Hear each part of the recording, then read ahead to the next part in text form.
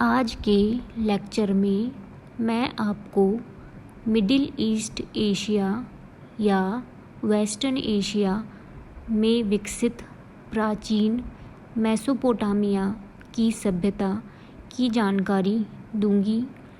Mesopotamia की सभ्यता विश्व की प्राचीनतम नगरीय सभ्यता मानी जाती है। ऐसा माना जाता है कि प्राचीन मेसोपोटामिया के दक्षिणी क्षेत्र सुमेर में विश्व के प्राचीनतम एवं संपन्न नगरों की स्थापना हुई तथा धीरे धीरे मध्य व उत्तरी मेसोपोटामिया में शक्तिशाली एवं संपन्न साम्राज्यों की स्थापना से नगरीकरण का प्रसार संपूर्ण मेसोपोटामिया में हुआ। मेसोपोटामिया की वेस्टर्न एशिया में लोकेशन, इसका विस्तार, यहाँ की भौगोलिक दशाएं एवं नगरीय सभ्यता के विकास के आधार क्या रहे की जानकारी मैं आपको देने का प्रयास करूँगी। मेसोपोटामिया शब्द की उत्पत्ति प्राचीन ग्रीक भाषा के शब्दों मेसोस और पोटेमस से हुई है। इनमें मेसोस या मेसो का अर्थ है मध्य या के मध्य, मिडिल और बिटवीन। वहीं पोटेमस का अर्थ नदी, रिवर से है। इस प्रकार पश्चिमी एशिया की दजला एवं फरात नदी तंत्रों, टाइग्रिस एंड यूफ्रेटीज रिवर सिस्टम्स के बीच के क्षेत्र को मेसोपोटामिया कहा जाता है। यह क्षेत्र वर्तमान पश्चिम एशिया का उपजाऊ नदी मैदान, फर्टाइल रिवर प्लेन है। मेसोपोटामिया की सभ्यता का विकास 4000 BCE से 3500 BCE के मध्य प्रारंभ हो गया था। हालांकि रेडियो कार्बन डेटिंग तथा एक्सकेवेशन खुदाई से प्राप्त प्रमाणों के अनुसार मेसोपोटामिया के दक्षिणी क्षेत्र सुमेर में नगरीय केंद्र 5000 BCE के आसपास विकसित होने शुरू हो गए थे। प्राचीन मेसोपोटामिया विश्व की सबसे प्रारंभिक नगरीय सभ्यताओं में से एक है।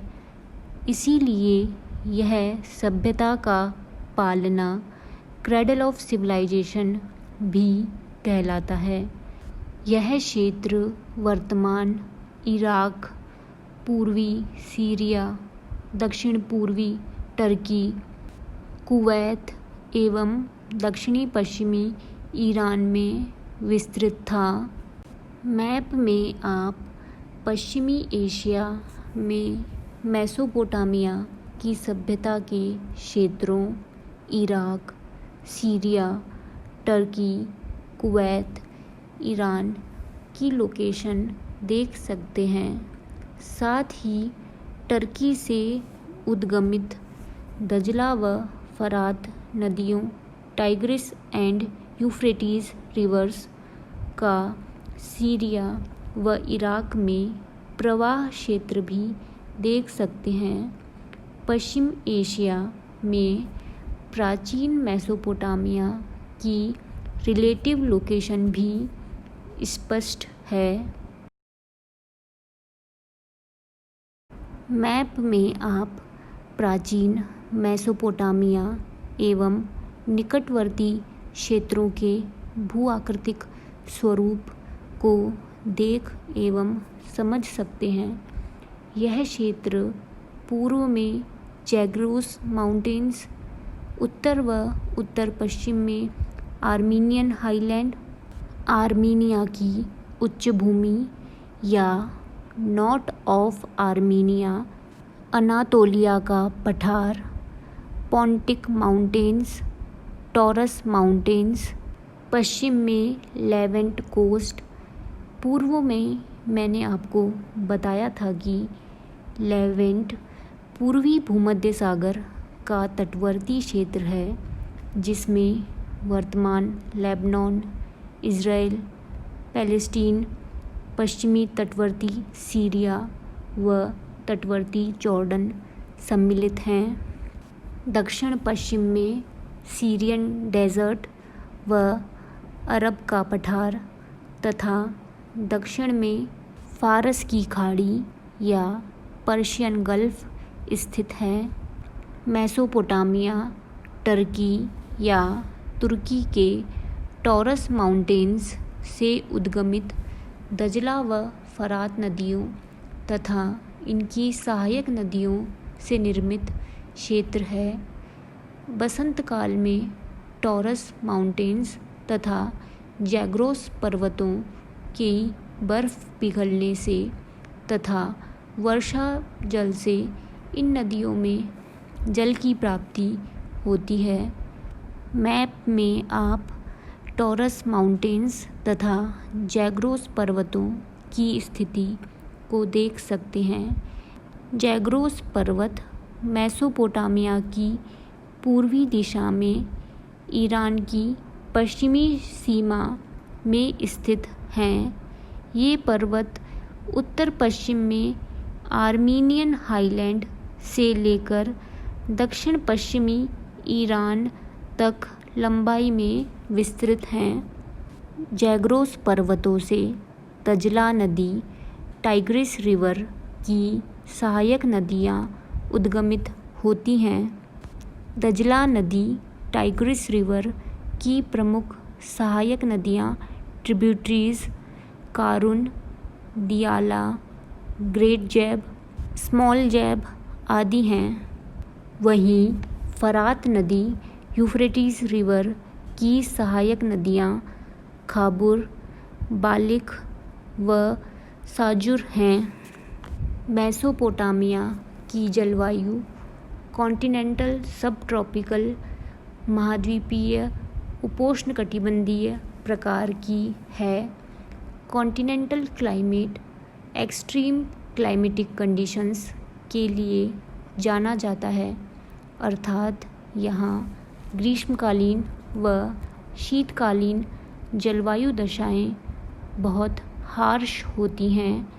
मध्य व दक्षिणी मेसोपोटामिया में ग्रीष्मकाल में तापमान 48 डिग्री सेल्सियस से 50 डिग्री सेल्सियस तक पहुंच जाता है।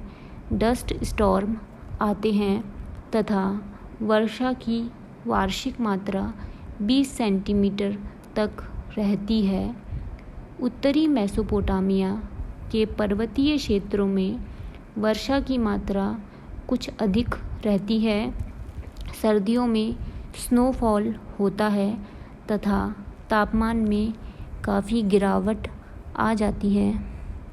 दजला व फरात नदी तंत्रों की हाइड्रोलॉजी ने इस कॉम्प्लेक्स एंड वेरीड टोपोग्राफी तथा हार्श क्लाइमेट युक्त क्षेत्र में उपजाऊ जलोढ़ मैदानों, फर्टाइल एलुवियल प्लेन का विकास करके इस क्षेत्र को निवास योग्य, हैबिटेबल तथा कृषि की दृष्टि से प्रोडक्टिव बनाया है, जिससे यहाँ विश्व की प्राचीनकालीन नगरीय सभ्यता की उत्पत्ति एवं विकास हो सका। मेसोपोटामिया में नगरीय विकास को हम अगले लेक्चर में कवर करेंगे।